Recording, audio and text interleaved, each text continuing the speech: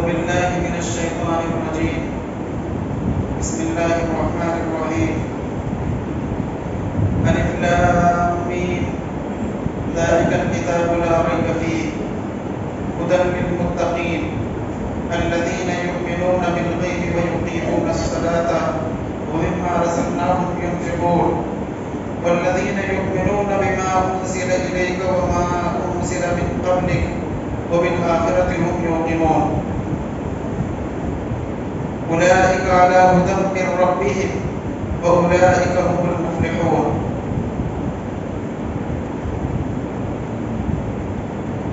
شروع اللہ کے نام سے جو بڑا مہربان نہایت رحم والا ہے.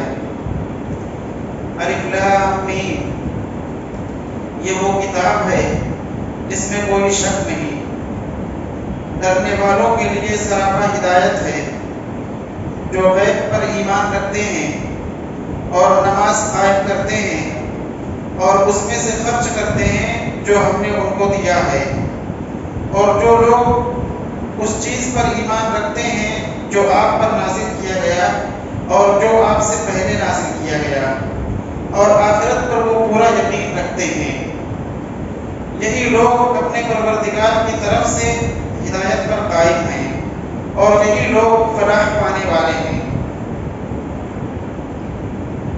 یہ مبارک سورہ بقرہ ہے. قرآن کریم کی یہ سب سے طویل سورت ہے اور یہ سورت مدینہ منورہ میں نازل ہوئی. حضرت اکرمہ فرماتے ہیں کہ سب سے پہلی سورت جو مدینہ میں نازل ہوئی وہ سورۃ البقرہ ہے. اس سورت کی احادیث میں روایات میں بے شمار فضیلتیں آئی ہیں. اللہ کے رسول صلی اللہ علیہ وسلم نے ارشاد فرمایا لا تجعلوا بیوتکم مقابر ان الشیطان ينفر من البیت الذی تقرأ فیہ سورۃ البقرہ. اپنے گھروں کو قبرستان نہ بناؤ، بے شک شیطان اس گھر سے بھاگ جاتا ہے جس میں سورہ بقرہ پڑھی جاتی ہے. ایک اور روایت میں اللہ کے نبی صلی اللہ علیہ وسلم نے ارشاد فرمایا اقرأوا البقرہ فإن أخذها برکہ وترکها حسرہ ولا يستطيعها البقرہ. سورہ بقرہ پڑھا کرو کیونکہ اس کا پڑھنا باعث برکت ہے اور اس کو چھوڑ دینا باعث حسرت و ندامت ہے، اور باطل پرست اہل باطل اس پر قابو نہیں پا سکتے، یعنی جادوگر اس پر قابو نہیں پا سکتے. ایک روایت میں اللہ کے نبی صلی اللہ علیہ وسلم نے یہ ارشاد فرمایا ان لکل شیء صناما وان صنام القرآن سورۃ البقرہ. ہر چیز کی ایک بلندی اور ایک چوٹی ہوتی ہے، اور قرآن کریم کی بلندی اور چوٹی سورہ بقرہ ہے. ومن قرأ فی بیتہ لیلا لم يدخل الشیطان بیتہ ثلاث لیال. جو شخص اپنے گھر میں سورہ بقرہ رات کو پڑھ لے تو شیطان گھر میں 3 رات تک داخل نہیں ہو سکتا. ومن قرأ فی بیتہ نہارا لم يدخل الشیطان بیتہ ثلاث ایام. جو شخص اپنے گھر میں اس سورہ بقرہ کو دن میں پڑھ لے تو شیطان گھر میں 3 دن تک داخل نہیں ہو سکتا. یہ اس سورت کی فضیلت ہے. الف لام میم ذالک الکتاب لا ریب فیہ. الف لام میم یہ حروف مقطعات میں سے ہیں، اور حروف مقطعات قرآن کریم میں بہت ساری سورتوں کے شروع میں موجود ہیں. کہیں پر الف لام میم صاد، کہیں پر حامیم عین سین قاف، اور کہیں پر الف لام میم را. یہ جو سورت کے شروع میں حروف مقطعات آئے ہیں، حروف مقطعات کے تعلق سے جمہور صحابہ کرام اور تابعین اور علماء امت کے نزدیک اس سلسلے میں راجح قول یہ ہے کہ اس کا صحیح علم اللہ تعالیٰ کو معلوم ہے. اس کا صحیح علم اللہ تعالیٰ کو معلوم ہے. ممکن ہے کہ اللہ کے نبی صلی ہو، لیکن امت کے سامنے اس کی تبلیغ سے آپ کو روک دیا گیا ہو۔ اسی لیے اللہ کے نبی صلی اللہ علیہ وسلم سے ان کی تشریح اور تفسیر اور توضیح منقول نہیں ہے۔ ان الفاظ کے ذریعے سے اہل عرب کو چیلنج بھی ہے۔ جو عرب فصاحت و بلاغت کے امام اور ٹھیکیدار تھے، ان کو چیلنج کیا گیا کہ ان حروف کو تم جانتے ہو، ان سے واقف ہو، اور انہی حروف سے قرآن مجید کو اللہ تبارک و تعالیٰ نے نصب کیا ہے، تو کیا تمہارے اندر صلاحیت ہے کہ قرآن کریم جیسا کلام پیش کر سکو، اس جیسی کوئی صورت پیش کر سکو، یا کوئی آیت ہی پیش کر دو اور عرب عاجز و قاصر رہے اور پیش نہ کر سکے، قرآن کریم کے چیلنجوں کو وہ قبول نہ کر سکے۔ ذالک الکتاب لا ریب فیہ، یہ وہ کتاب ہے جس میں کوئی شک نہیں۔ سورہ فاتحہ کے اندر اللہ تبارک و تعالیٰ نے بندوں کو ایک دعا سکھلائی تھی، اہدنا الصراط المستقیم، ہمیں سیدھے راستہ بتلا دیجیے۔ تو اللہ تعالیٰ نے انسانوں کی اس دعا کو شرف قبولیت سے نوازا، اور اللہ تعالیٰ نے یہ کتاب ہدایت قرآن مجید کو انسانوں کے لیے عطا کر دیا کہ اے میرے بندے، جو تو نے ہدایت کی دعا مانگی تھی اور ہدایت کی درخواست کی تھی، تیری دعا قبول ہو گئی، اور یہ کتاب الہی قرآن مجید کی شکل میں نے ہدایت دے دی۔ ذالک سے اسی کی طرف اشارہ ہے۔ ذالک الکتاب لا ریب فیہ، یہ وہ کتاب ہے جس میں کوئی شک نہیں، یعنی اللہ کی طرف سے یہ نازل کیا گیا ہے، اور اس میں کوئی شک نہیں ہے کہ اللہ کی طرف سے نازل کیا گیا ہے۔ اس میں اللہ تبارک و تعالیٰ نے قرآن کریم کی عظمت کو بتلانے کے لیے پہلے تو ذالک کا لفظ استعمال کیا، جو اصل قریب کے لیے استعمال کرتے ہیں، جو اصل بعید کے لیے استعمال کرتے ہیں، لیکن اللہ نے اس کو قریب کے لیے استعمال کیا۔ ذالک الکتاب لا ریب فیہ، یہ وہ کتاب ہے جس میں کوئی شک نہیں۔ قرآن کو الکتاب کہا گیا، یعنی یہ کامل کتاب ہے، ہر اعتبار سے اس کے اندر کمال ہے، فصاحت و بلاغت کے اعتبار سے، معانی کے اعتبار سے، قصص اور واقعات کے اعتبار سے، اور ہر اعتبار سے اس کے اندر کمالیت کمال موجود ہے۔ تو الکتاب کہہ کر کتاب کے کامل ہونے کی طرف اشارہ کیا گیا۔ لا ریب فیہ، اس میں کوئی شک نہیں، یعنی اس کتاب میں کوئی شک نہیں کہ اللہ کی طرف سے نازل کیا گیا ہے۔ ھدی للمتقین، ڈرنے والوں کے لیے سراپا ہدایت ہے۔ ویسے قرآن کریم تو پوری انسانیت کے لیے رہنمائی اور ہدایت نامہ ہے، لیکن اس کی ہدایت سے اصل فائدہ اٹھانے والے وہ لوگ ہیں جن کے اندر اللہ کا خوف ہو۔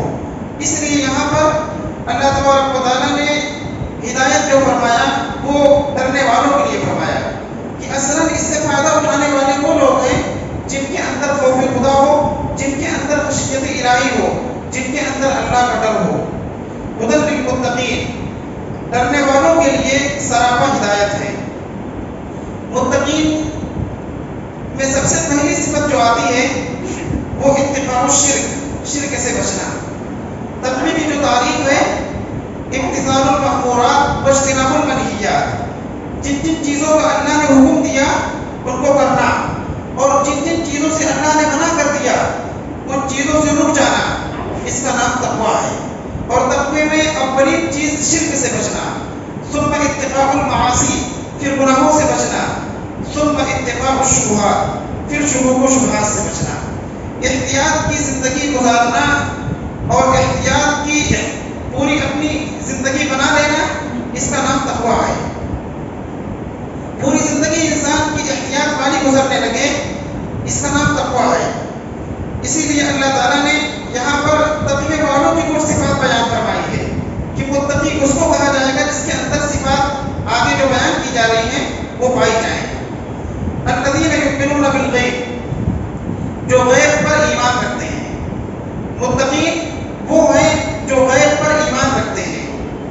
ایمان یہ اولین چیز ہے۔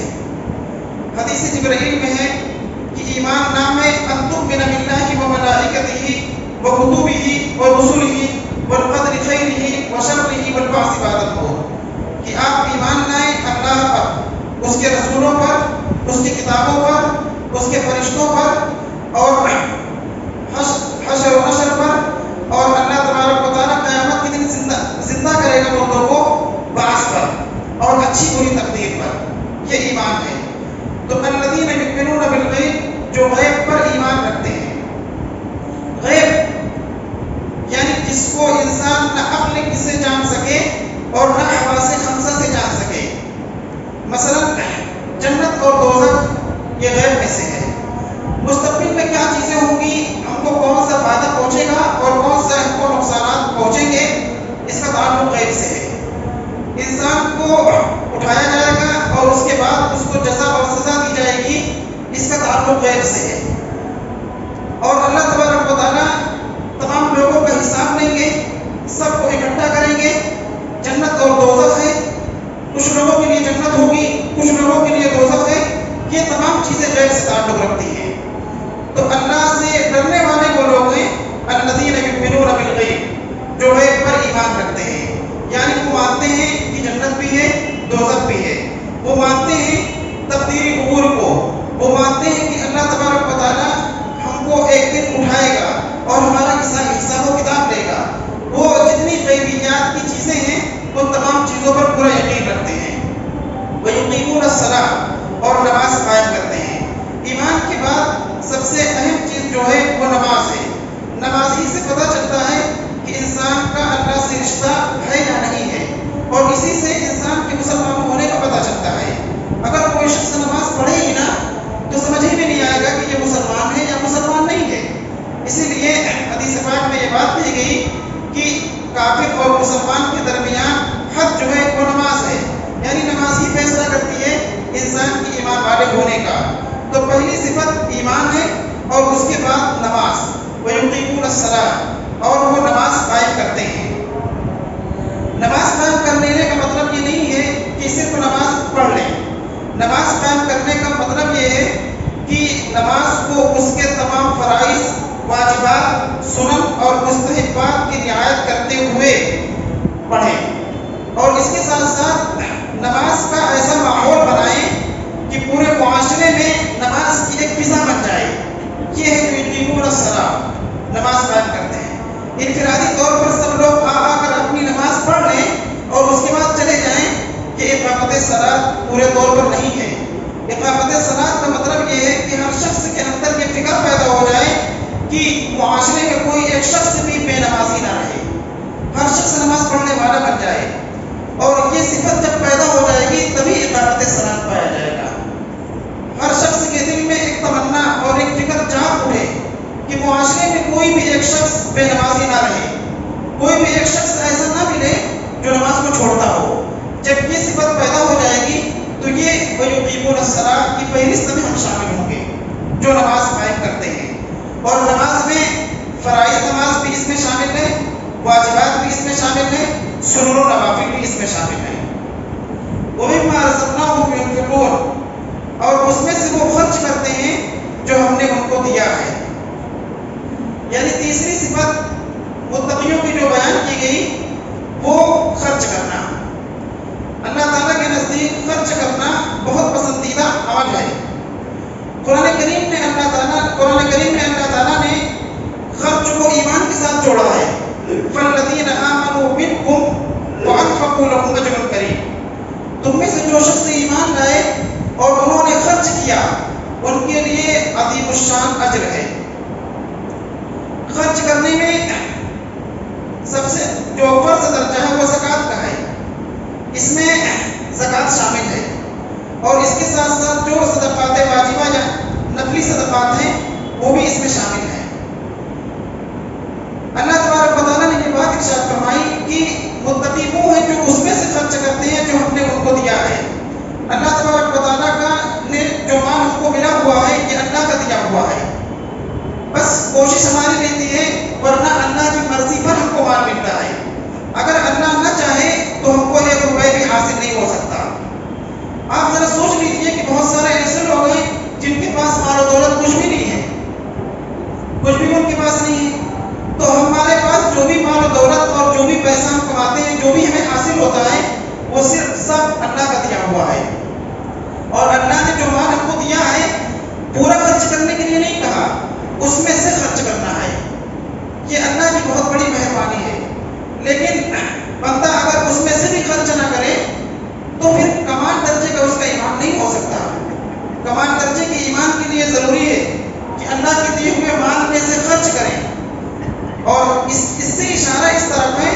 مخلوقات کا خیال رکھا جائے، مخلوقات کا خیال رکھا جائے۔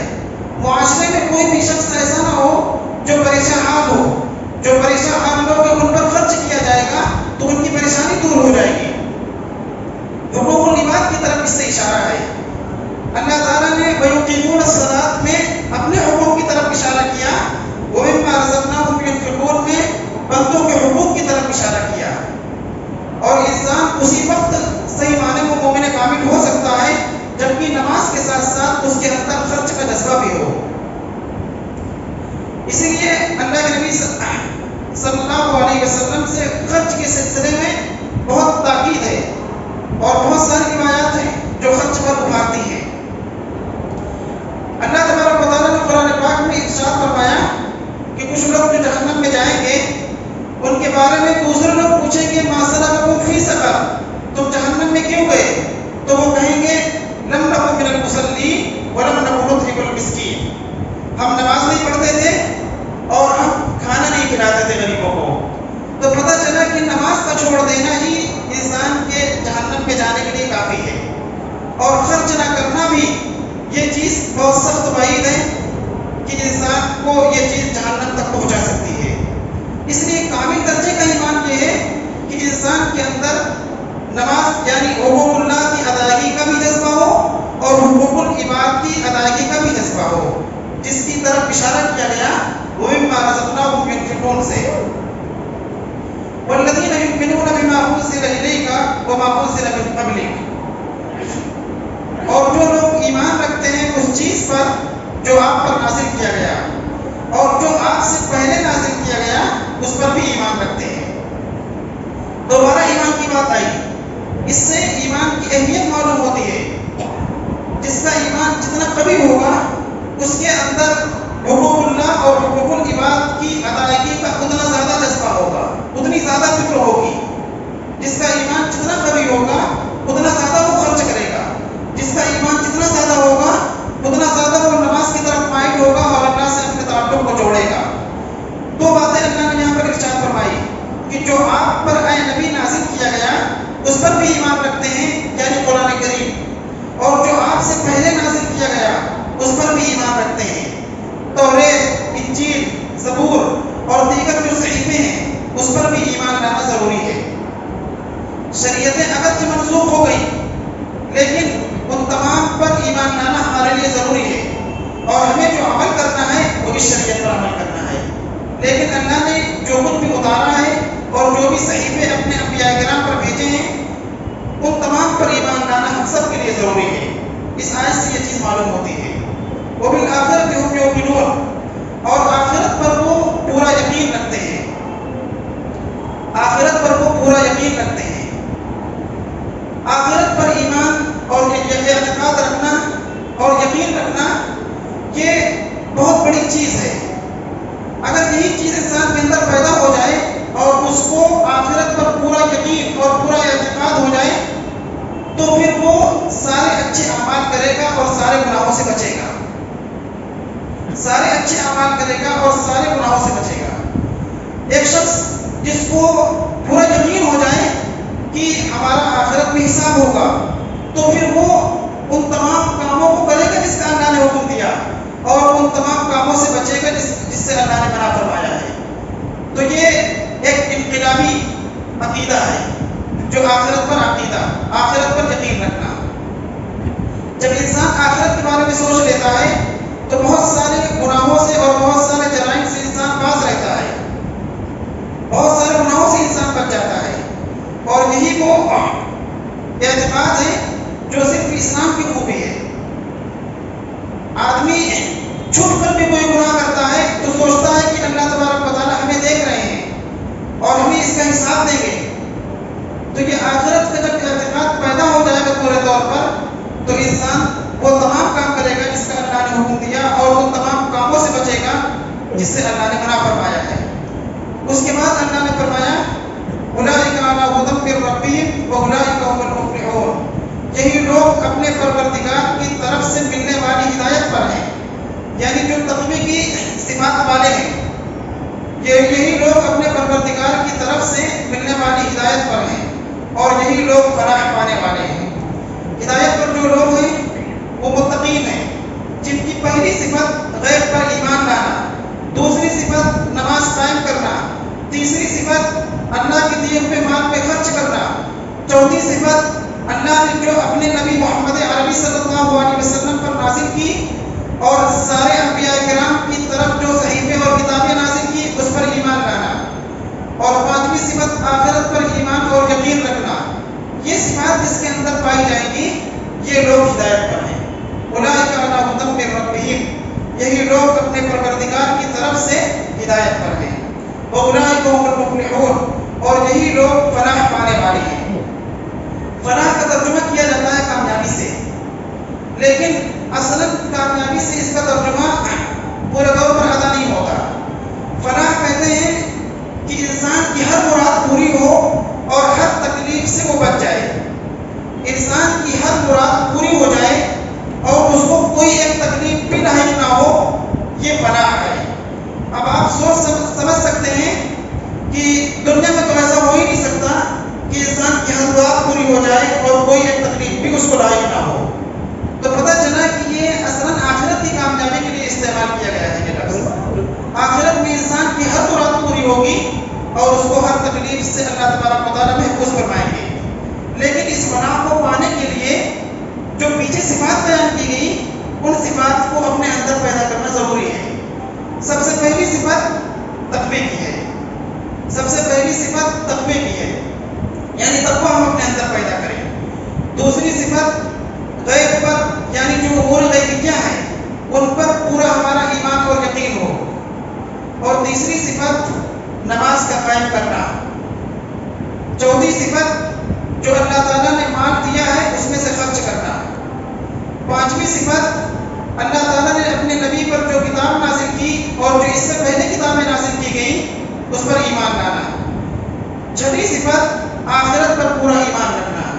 یہ تمام صفات جب ہمارے اندر پیدا ہو جائیں گی تب ہم اپنے پروردگار کی طرف سے اصل ہدایت اور اصل صحیح راستے پر ہوں گے اور تب ہم فلاح پا سکتے ہیں۔ اللہ تبارک و تعالی ہم سب کے اندر یہ تمام صفات پیدا فرمائے اور کہنے سننے سے زیادہ عمل کی توفیق عطا فرمائے۔ وآخر